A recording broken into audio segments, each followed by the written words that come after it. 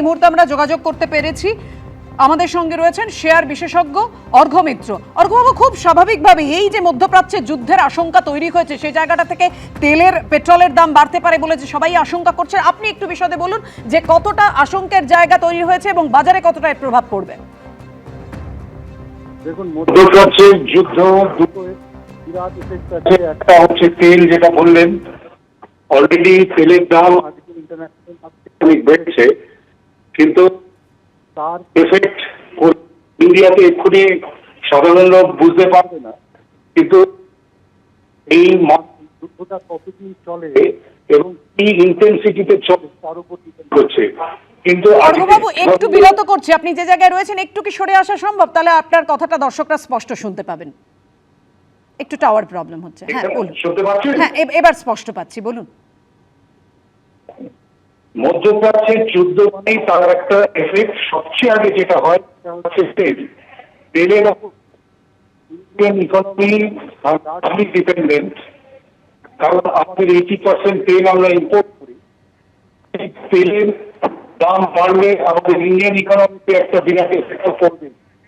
এবং যেভাবে আজকে যুদ্ধ শুরু হয়েছে এবং একটা পারমাণবিক যুদ্ধের দিকে যাচ্ছে, কাজে যুদ্ধটা এখন কতদিন এবং কি ইন্টেন্সিটিতে হবে তার উপর ডিপেন্ড করছে। একদম, আপনার কথা খুব স্পষ্টভাবে আমাদের কাছে এসে পৌঁছচ্ছে না এই মুহূর্তে। আপনাকে অনেক ধন্যবাদ। অবশ্যই পরে আপনার কথা শুনবো, কারণ এই যেটা জানি রাখি, অভিরূপ সরকার অর্থনীতিবিদ, তিনি কি বলছেন এই যে বাজারে এই বিপর্যয় নিয়ে, দেখুন কি বলছেন।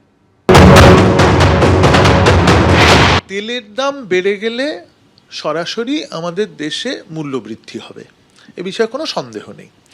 আমাদের তেলের অনেকটাই, বেশিরভাগটাই আমদানি করতে হয়।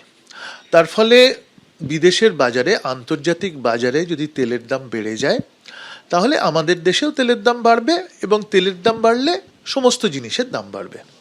তাতে সাধারণ মানুষ, গরিব মানুষ সকলেই ক্ষতিগ্রস্ত হবেন। ভারতকে তার তেলের অনেকটাই আমদানি করতে হয়, ভারতের আমদানি বেড়ে যাবে। অর্থাৎ আমাদের আমদানি যদি রপ্তানির থেকে বেশি হয়, তাহলে আমাদের টাকার অবমূল্যায়ন হবে, এটাই স্বাভাবিক। সত্যি খুব স্বাভাবিক এবং একেবারে সোজা অঙ্ক। তেলের দাম বাড়লে জিনিসপত্রের দাম বাড়বে এবং সেখানে আমজনতা কতটা সমস্যায় পড়বে।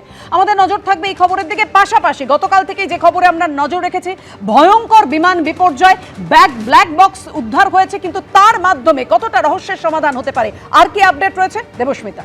একেবারেই পাপিয়া, ঠিক যে কথা বলছিলে, রহস্যের যে সময় জায়গাটা তৈরি হয়েছে, অর্থাৎ 30 ঘন্টা কেটে গেছে, আমরা যা দেখতে পাচ্ছি এখনো পর্যন্ত যে বিমান কিভাবে এই বিপর্যয়ের মুখে পড়লো, কিভাবে এই দুর্ঘটনা ঘটলো, তার কিন্তু এখনো কারণটা জানা যায়নি।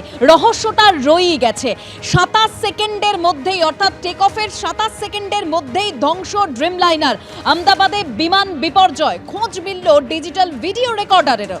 ডিভিআর বিশ্লেষণ করে দেখা হবে দুর্ঘটনার আগে কি অবস্থা ছিল বিমানের, ডিজিটাল ভিডিও রেকর্ডারেই কি লুকিয়ে রয়েছে এই বিমান ধ্বংসের রহস্য। কারণ ইতিমধ্যেই আমরা জানি ব্ল্যাক বক্সও উদ্ধার করা হয়েছে, অন্য আরও একটি ব্ল্যাক বক্সের ইতিমধ্যেই খোঁজ চলছে।